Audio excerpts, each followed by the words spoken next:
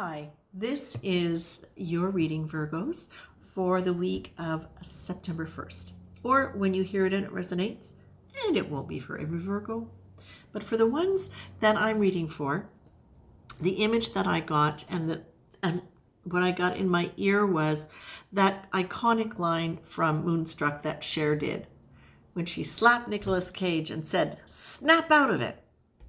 And that is what came through for you. But it's not somebody slapping you, telling you to snap out of it. It's you giving yourself your own wake-up call. Snap out of it, Virgo. And so the thing is, I don't believe this is about love, even though the movie was about love. Well, it is, actually. It's about loving yourself. It's about snap out of the illusion that you're not enough, that you're not good enough, that you're not smart enough, that you're not lucky enough, that you're not lovable enough, valuable enough, whatever it is. That on some level, the Virgos that I'm reading for seem to be carrying some level of shame, or I'm just going to say shame, because I think shame we can see morphing into many different things. But at the baseline, shame is usually something that it's an impression that we have of ourselves. So I'm just going to read you the card because I think it will make more sense. Shame is a learned emotion. We're taught what is shameful, usually at such an impressionable age that we can't help but take it in and make it personal. That's what children do. When we identify with it so much that we feel shameful, we carry it as an aberrant energy, totally in contradiction to our divine and innocent essence. It erodes our sense of value, worth, and self-esteem. It robs us of our personal power. And that, I think, is really kind of a cornerstone of this, because however deeply that lands for you, however specific that feels to you, the reality is many cultures, I think most cultures that I know of, have often disciplined children with a sense of shaming, guilting them, right? Well, what is guilt? Guilt, shame, wrong. So when we grow up with that as a ground substance to our identity, what can happen is it really robs us of that sense of whether or not we have the right to be happy, we have the right to expect success, whether or not we are lovable enough, valuable enough to offer our services and get paid for them in a way that's reasonable. It can show up in so many different ways. It can show up as acute and chronic embarrassment and social anxiety in a way where it precludes us being able to actually move out in the world and expand. Whether that's expand our skills, expand our social circle, our business network, whatever. The thing also is that when there is an element of that shaming thing, that sense of powerlessness that can go along with that, whether it's named as that root or not, it can very easily feel as though everything we do, when we're fighting against that as a belief and we are achieving things, which most Virgos do, they do achieve. When we feel as though we are achieving something, but we're fighting against that shaming quality, it's very, very easy for you to become exhausted easily, because there's that sense of always having to prove, always having to struggle, never feeling like it's quite enough. And sometimes not being able to follow through with something to build it enough because it doesn't happen fast enough, and so you move to something else, and that can really cause restrictions in terms of advancement, success, stability, financial stability, a stable identity in terms of who you are with your work, your profession. It can happen in a lot of different ways. So the thing about that, when you're struggling all the time, is it can be exhausting, and it can really lead to a sense of overwhelm very easily, because when you're already carrying this burden of struggle and must and have to, you don't have a lot of margin for taking it slow, taking it easy, and feeling comfortable negotiating and navigating things. Now, what Spirit is suggesting is this. You may notice this in one area of your life specifically. You may notice it as just shame, personal disappointment, sense of failure. You might notice it as just a mood that you go into often as you're starting to move towards something, as you're trying to build something, whether it's a romantic relationship, whether it's work, or some creative project. So what you're being told is this. Chances are this goes back to, it's very likely that because shaming often happens when we're kids at an early age, that go back to that sense of what your childhood was and think about the characteristics or the qualities that you think if you had today would make your life better. If you'd had an ideal childhood, what 3 characteristics would you have today that would help you overcome this and be successful, or happy or peaceful, or whatever it is for you. So if it's confidence, it's a sense of personal power, if it's a sense of believing that the world is a place that's trusting, whatever, explore that and get 3 characteristics that you think would allow you to have the kind of life you'd like today. And this is a really, really powerful exercise for you, Virgo, because, again, earth signs have a tendency to carry things in their bodies more so than signs that are not earth, because earth is, the earth energy is meant to concretize things into form.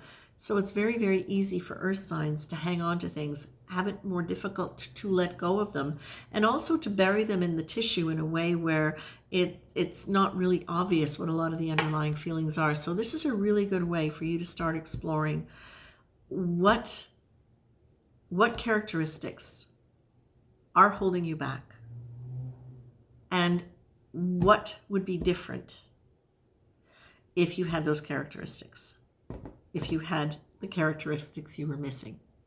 Now, the energy you're being asked to embrace is gratitude. And why gratitude? Well, gratitude because gratitude is about having enough of everything. Shaming is about not having enough.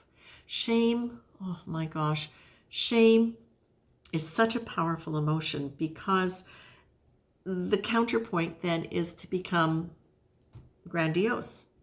The counterpoint, the antidote to shame can be to become extremely arrogant and flip and be right all the time, having to be right all the time. And you can flip-flop back and forth in between the two, right? And in the middle, it's not very comfortable ground because the potential is that you could always go one way or the other. And you know that. On some level, you know that. So what you're being asked here is move into gratitude. Move into gratitude so that you can say, I am grateful for. Because when you can say, I am grateful for, you're open to receive more. And when you are open to receive more, what you'll get is what you need, typically speaking. So if what you want is to move out of shame, but move out of shame in a way that is healthy, that is not about moving into arrogance as an antidote to that shame, if what you want is to level out so that you can just feel good about yourself all the time and not have to do this in order to counteract that, not have to work hard in order to overcome a sense of failure, not have to be apologetic in order to justify asking for what you need. There's all these counterpoints, points and counterpoints that can happen when we are in a state of lack, when we are in a state of not enoughness, whether it's in economic terms, material terms, or whether or not it's in psychological and spiritual terms. So you're being asked, lean into gratitude. Leaning into gratitude allows you to be open and to be vulnerable. It allows you to see. And when you can look at the ideal childhood, when you can look at the child and say, what didn't work for me? What kind of bobos, wounds did I carry with me from that childhood? What characteristics do I lack today that would make my life easier, better, happier, more peaceful? And what would it look like if I had those things? Now you can look at those. You can see where the shame, embarrassment, where the counterpoints I described lead you into overwhelm. And you can say, okay, I am grateful I can look at this. I'm grateful I can see this because now I can change it. That's the thing. When something becomes conscious and we can honestly accept that and be grateful for the knowing of it, then that is typically when we now become able to shift it. So you can also now flip this a little further, Spirit saying, and say, act as though you have those qualities, act as though you have those characteristics. Be grateful. Embrace the energy. And you can just say, I'm so grateful now I am. I am so grateful now I have. I am grateful for the understanding that this is an energy. Because that's the thing is, so many of these things are behaviors that are linked to an attitude, which is an energy. When you realize it's an energy you can call in, that it's not something that somebody has to give you. You can claim it for yourself. When you can look at this and say, my gosh, what a delusion that I wasn't enough. What a delusion that nobody is enough. What a delusion that there is anybody who isn't more than what they were when they were children, more than what they were told. The illusion of not being enough, the illusion of being broken and frail, and any of those other things that we associate with a difficult childhood or a difficult upbringing of some kind, or just really wounding experiences.